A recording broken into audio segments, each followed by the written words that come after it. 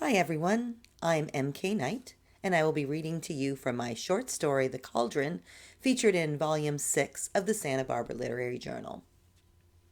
The Cauldron. Unless the inside is gutted, there's no way this is in my price range. Natalie followed the realtor onto the porch of an imposing two-story Victorian built into the slope of the hill. This one's different from the others I've shown you, Kira responded. It's owned by a trust. They only care about finding the right person to live here. What are they looking for? There's this maintenance thing. It's nothing big, really, just not everyone is cut out for it. You strike me as someone who could handle it. What kind of maintenance? Let's see if you like the place first. Kira led her into an oak-paneled foyer lit by a starburst chandelier hung through an opening from the second story. This is all original woodwork. Kira pointed to symbols carved into the panels. You'll find lots of these sun, moon, and star patterns. The script winding around the handrail and balusters of the staircase caught Natalie's eyes, a series of squiggles, dots, and lines that ran like a thread between the recognizable symbols, reminding her of hieroglyphs. What language is this? Kira squinted. Is that writing? Looks decorative to me. It's throughout the house. A wooden mantelpiece extended to the ceiling, dominating the living room, engraved to resemble a giant clock, a large star with 12 points of different lengths at the center. Numbers were replaced with symbols that reminded her of constellations, separated by more of the mysterious script from the staircase. Natalie stared until it swirled in her unblinking eyes. Impressive, isn't it? Kira interrupted. The central star and its sharp edges called to Natalie. She reached up to feel the bottommost point. Dad would have loved this, she thought. To Kira, she asked, Is this what needs to be maintained? No, Kira drew the word out. Let's finish the tour, then. If you're interested, we'll talk about what the trust needs done. I'm interested now. Why make me keep looking if I can't do the maintenance?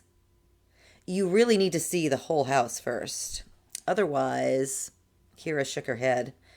This is the one place you've shown me where I wouldn't have to camp in the backyard while I renovate, Natalie pointed out. I moved to California to do research, not home construction. Humor me, okay? Kira eked out a fake smile. I've been showing this property a while. Natalie gritted her teeth and nodded. Something more tugged at her than the desire for a move-in ready home.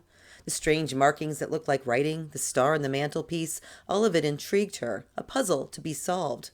Ridiculous, she knew, was the feeling that the house wanted, no, needed, someone who could actually solve it. The basement, a musty warren of root cellars and utility rooms, had the same markings etched into the fieldstone foundation. They finished in a windowless back room where the house cut into the side of the hill. A large folding screen leaned against the back wall.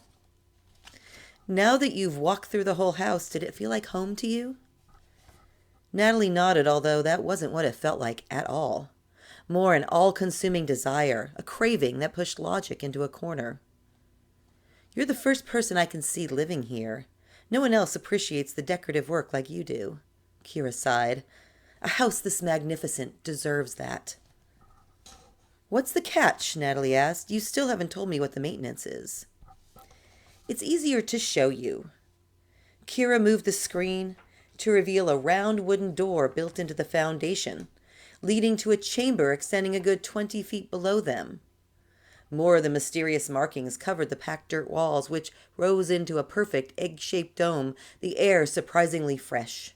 A stone slab staircase jutted from the wall, leading to the only source of light, a cauldron of bubbling green liquid. A pale staff leaned against the wall. The cauldron needs you to stir it for at least 10 minutes every day, Kira whispered, her voice amplified by the natural harmonics. I've been taking care of it, but the trust needs someone living here to do it. Spellbound, Natalie descended. And you can read the rest of the story in Volume 6 of the Santa Barbara Literary Journal. Thank you.